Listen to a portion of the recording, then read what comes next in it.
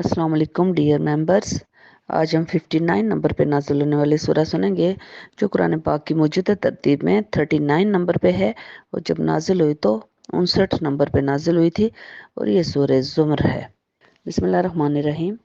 इसमें अल्लाह ताला फरमा रहे हैं कि ये जो किताब अजीम है कुरान पाक, ये हिकमत से पुर जो किताब है उस अल्लाह रब्बुल आलमीन की तरफ से नाजिल की जा रही है जो ज़बरदस्त है और हिकमत वाला है। अल्लाह ताला अपने प्यारे मोहम्मद सल्लल्लाहु अलैहि वसल्लम से फरमा रहे हैं कि ए मोहम्मद, बिलाशुबा हमने नाजिल की है ये किताब जो कि हक पर है और 100% इबादत जो करो वो अल्लाह के लिए खालिस करते हुए करो और उसी की मुकम्मल इताअत करो, यानी खालिस करके। और ये वाली जो आयत है कि खालिस दीन को खालिस करना है, यानी कि उसमें मिलावट नहीं करनी, शिर्क की मिलावट करके इबादत नहीं करनी, ना ही शिर्क की मिलावट करके तो कोई भी इबादत करनी है, ना नमाज, ना रोज़ा, ना ज़कात, ना हज, ना किताब, ना अमाल, कुछ भी ऐसा काम ना हो जिसमें कि शिरक हो। अब अल्लाह ताला फरमा रहे हैं एक तो अहले मक्का के लिए कि जो इन्होंने शिरक करने के लिए अल्लाह के साथ शरीक ठहराने के लिए बुत रखे हुए हैं, और ये कह रहे हैं कि ये जो बुत हैं, ये जो सरपरस्त हैं, हमने इसलिए रखे हुए हैं कि ये हमारे औलिया हैं, यानी कि हमें अल्लाह तक पहुंचाने का ज़रिया बनेंगे, यानी कि ये हमारे वसीला बनेंगे। और इसी तरह जो हैं क्रिश्चियन ईसाई, उन्होंने जैसे कि हज़रत ईसा अलैहिस्सलाम को बहुत से जो कैथोलिक जो क्रिश्चियन है, जो ज़्यादा तादाद में क्रिश्चियन है, वो ये कहते हैं कि नाउज़ बिल्ला अल्लाह के सुलभी बेटे हैं, यानी जो बीवी और शोहर के ताल्लुक से जो बच्चा पैदा होता है वो हैं हज़रत ईसा अलैहिस्सलाम। तो अल्लाह ताला खालिस यहाँ पे ये जो आयत है ये बार बार इसीलिए रिपीट हो रही है कि अगर अल्लाह को एक मानना है या अल्लाह के दीन को मानना है या अल्लाह की किताब को मानना है तो वो सिर्फ खालिस ही मानना होगा। मिलावट वाला जो है अल्लाह ताला को पसंद नहीं है, क्योंकि अल्लाह ताला के साथ कोई शरीक है ही नहीं। जब एक बात है ही नहीं तो फिर उस बात को मिलावट ज़्यादा। और हम भी अक्सर जब किसी का इलाज कराने जाए हम कहते हैं इस डॉक्टर ने हमें ठीक कर दिया, इस हकीम ने हमें ठीक कर दिया, इस फलाने ने कर दिया, यानी कि हम ये कहते हैं कि नहीं इसने दम किया तो हम ठीक हो गए, लेकिन असल में अल्लाह ताला ही ठीक करते हैं, अल्लाह ताला ही बीमारियां दूर करते हैं और हर चीज़ के कादर जो हैं वो अल्लाह ताला हैं। तो अल्लाह ताला फरमा रहे हैं कि ए ईसाइयों, तुम लोग कहते हो कि हज़रत ईसा अल्लाह के बेटे हैं, ये यहूदियों आप लोग कहते हो कि हज़रत उज़ैर अल्लाह के बेटे हैं। तो अगर अल्लाह ताला ने किसी को बेटा बनाना ही होता ना पूरी मखलूक में से, तो किसी को भी अपना बेटा चुन लेते, लेकिन वो अल्लाह रब्बुल आलमीन की ज़ात है, वो पाक है ऐसी बातों से, इसीलिए तो वो अल्लाह है और वो सब चीज़ों पर गालिब है।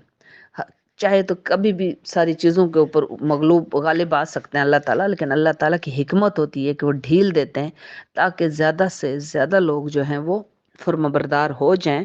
और गुनाहों से बच जाएं और वो जन्नत में जा सकें, उन पे अजाब ना आए। इसलिए अगली आयत में अल्लाह ताला फरमा रहे हैं कि वो अल्लाह, वो रब्बुल आलमीन है जिसने तुम्हें माओ के पेटों के अंदर पहले एक शक्ल में बनाया और फिर उसके बाद दूसरी शक्ल में बनाया। और अभी देखें कि उस वक्त तो अल्ट्रासाउंड नहीं हो रही थी, जो अल्लाह रब्बुल आलमीन आपको पेट के अंदर की बात बता रहे हैं, जो कि अभी अल्ट्रासाउंड से पता चलता है कि पहले जो हमारा नुत्फा है वो किस शक्ल में इख्तियार करता है और फिर दूसरी कौन सी शक्ल में इख्तियार कर लेता है। तो ये अल्लाह ताला 1450 साल पहले कुरान पाक में बता रहे हैं। उसके बाद अल्लाह ताला फरमा रहे हैं कि 3 बारीक पर्दों में अल्लाह ताला रखता है बच्चे को, एक माँ के पेट का अंधेरा और उसके बाद यूट्रस का अंधेरा और उसके बाद जो बच्चा बच्चा पानी की थैली के अंदर अल्लाह ताला ने महफूज रखते हैं अल्लाह ताला उसको 9 महीने। तो आप देखें कि ये कोई अल्ट्रासाउंड नहीं हो रही थी, ये कोई बंदा ये चीज़ नहीं बता सकता जो अल्लाह ताला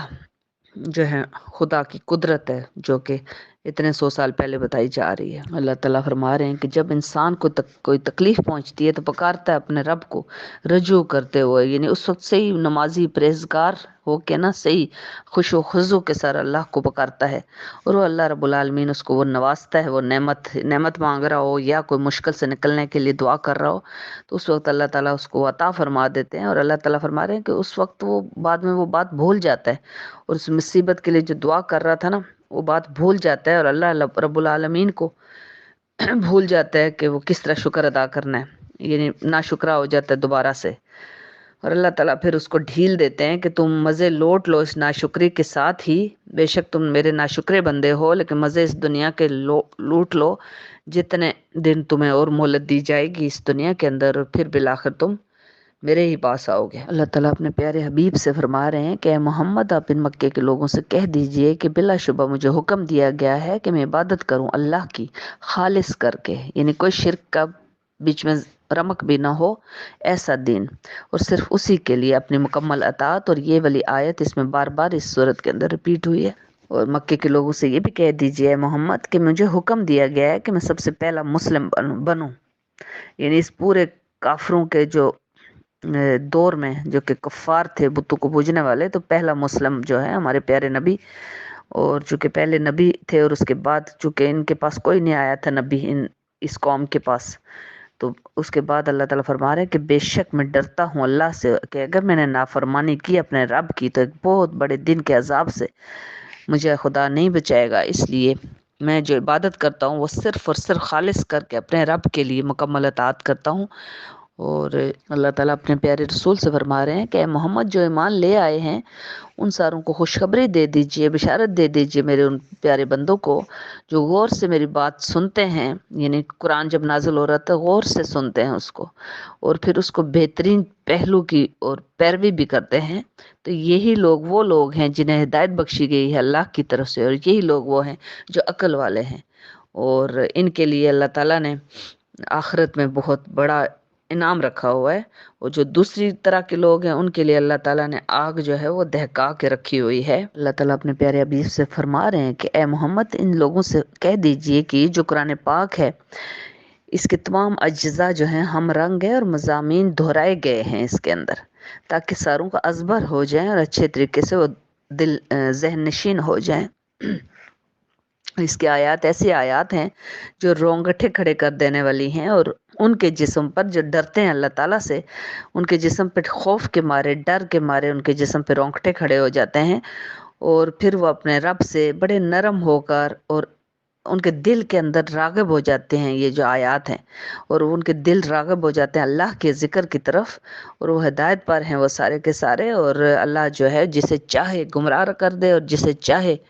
ہدایت دے دے۔ اللہ اپنے پیارے حبیب سے فرما رہے ہیں کہ ان کفار مکہ جو طرح طرح کی تجویزیں اور بڑی فرمائشیں لے لے کے آ رہے ہیں نا کہ تم ایک دن آپ غیر اللہ کی یعنی کہ ہمارے بتوں کی پوجا کریں، ایک دن ہم آپ کے اللہ کی کریں گے، تو اللہ تعالیٰ فرما رہے ہیں کہ ان جاہلوں سے کہہ دو کہ اے جاہلو میں ان کی عبادت کروں، اے جاہلو جن کی تم مجھے حکم دے رہے ہو کہ ان کی عبادت کرو غیر اللہ کی، یعنی کہ میں خدا کو چھوڑ کے غیر اللہ کی بتوں کی پوجا شروع کر دوں۔ تعالیٰ اپنے پیارے حبیب سے فرما رہے ہیں کہ اے محمد جب کہ آپ کے اوپر وحی بھیج دی گئی ہے